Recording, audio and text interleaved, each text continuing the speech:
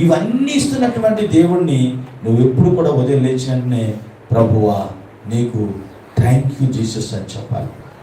అలాగే మనం చెప్పినప్పుడు వెంటనే దేవుడు నా బిడ్డ, నా కుమార్తె, నా కుమారుడు నన్ను జ్ఞాపకము చేసుకున్నారు అని దేవుని బిడ్డరా దేవుడు తలస్తాడు. హల్లెలూయా.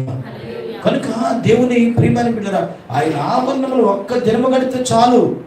నీవు ఏదో గొప్ప ఉన్నతమైన స్థితిలోకి వెళ్ళిపోయి ఆలోచించుకు. దేవుని దగ్గరికి వచ్చినప్పుడు మనము ఆర్డినరీగానే అడగాలి, ప్రభువా నాకేం కావాలో నీకు తెలుసు, నేనేం అడగలను, అన్నీ నీకు తెలుసు కదా, నువ్వు ఇచ్చేవని నేను నమ్ముతున్నాను అనాలి. ఆమె చెప్పండి, పక్క వాళ్ళకి చెప్పండి ఆ మాట. నువ్వు ఇచ్చేవని నేను నమ్ముతున్నాను ప్రభువా. ఏమంటే దేవుడు నన్ను అడిగితే ఆయన తప్పక మనకి ఇవ్వడానికి ఇష్టపడతాడు. హల్లెలూయా. కనుక దేవుని బిడ్డలు చూడండి, ఆయన ఆవరణంలో గడపడానికి 1000 దినాలట లెక్కిస్తే శ్రేష్టమట. ఒక్క దినము గడిపితే 1000 దినముల కన్నా, అంటే దేవుడు ఎంత కృపించాడు చూసారు ఇక్కడ. ఒక్క దినము గడుపు 1000 దినముల కన్నా శ్రేష్టం. అంటే ఒక్క దినము గడిపితేనే 1000 దినముల కన్నా శ్రేష్టము అన్నాడంటే దేవునిలో మనము ఎంత బలముగా ఉంటే అంత శ్రేష్టమైన ఆశీర్వాదాలు దేవుడు మనకిస్తాడు. హల్లెలూయా. కనుక ప్రియుల చూడండి, భక్తిహీనులు గుడారములో నివసించదు కంటే నా దేవుని మందిరము ద్వారమునొద్దనున్నది నాకు ఇష్టము. ప్రభువా ఆదివారం నేను ఎక్కడికి వెళ్ళను ఆయన, శుక్రవారం నేను ఎక్కడికి వెళ్ళను ఆయన, నీ మందిరంలో ఉండడమే నాకు ఇష్టమయ్యా, నీ మందిరంలో ఉంటే నాకు దీవెనయ్యా, నీ మందిరంలో ఉంటే నాకు ఆశీర్వాదము తండ్రి అని చాలామంది ఏం చేస్తూ ఉంటారంటే ప్రార్థన ప్రారంభమైపోయినా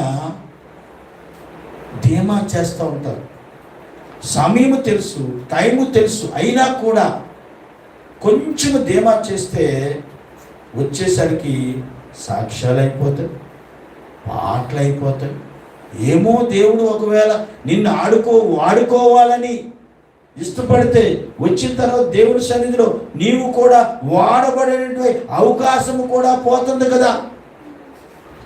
భక్తిహీనుల గుడారము దగ్గర ఆగకూడదండి. మందిరానికి వచ్చేటప్పుడు, అసలు మందిరానికి వచ్చేటప్పుడు ఎక్కడ ఆగకూడదండి.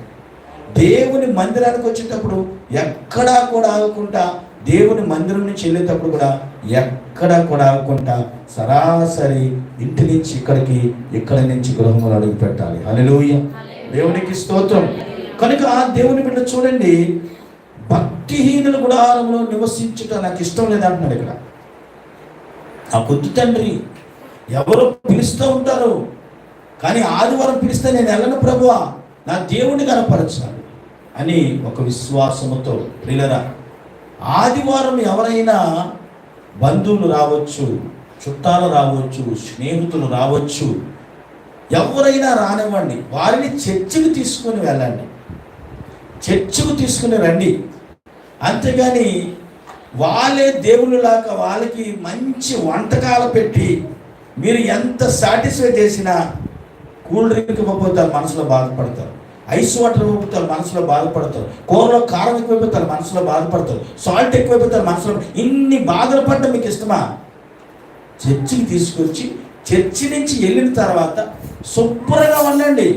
అప్పుడు దేవుడు అంటాడు, నా పిల్లలు నేను ఈ స్థితిలో కాదు, ఇంకా ప్రమోషన్ స్థితిలో ఉంచాలని ఆశపడతాడు. దేవునికి స్తోత్రం. హల్లెలూయా. ప్రియులరా, ప్రమోషన్ వస్తూ ఉంటాయి చూడండి జాబ్ చేసినటువంటి వారికి. అలాగే మనకి కూడా ప్రమోషన్ ఉంటాయి. దేవుడు ఒక స్థితి నుంచి ఒక స్థితికి మనల్ని నడిపిస్తూ ఉన్నాడంటే దానికి కలిగిన కారణం ఏంటి అంటే మనము దేవుడికి నచ్చినట్లుగా ఉన్నాము అని అర్థం. ఎగ్జామ్ రాసినప్పుడు పిల్లలు మంచి మార్కులతో పాస్ అయ్యారంటే కారణం ఏంటి? ఒక ప్రార్థన చేస్తేనే కాదు, వాళ్ళు కూడా పరితపించి రేయి పగలు చదివి కష్టపడి రాశారని మనము కూడా గుర్తించాలి. దేవునికి స్తోత్రం.